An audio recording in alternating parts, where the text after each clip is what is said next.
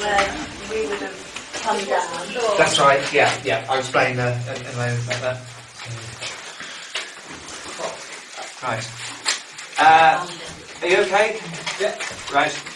So welcome to this operations base. I mean, this it's been on telly a few times, this particular base, because in the last few years there's been an awful lot more interest about the underground resistance that was set up in the event of German invasion.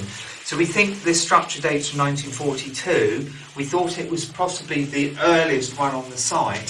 So it was used for training the auxiliaries who come to Cold Hill to learn skills in underground resistance. But just recently we found another structure about 100 yards over that way, which is a kind of more primitive version of this, being just a sort of square pit in the ground with a wooden frame with corrugated sheets over it. This is more sophisticated, so could be a sort of slightly later version. So 1942 we think, so it was used for training people who would then take those skills back into other bits of the countryside, where they could disseminate those skills and actually then develop their own bunkers with these sort of principles.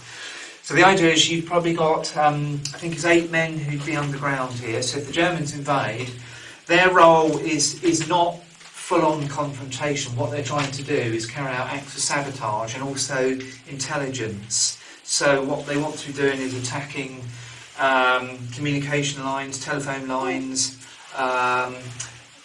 things like that. They're not actually trying to, as I say, carry out a sort of full-on sort of confrontation.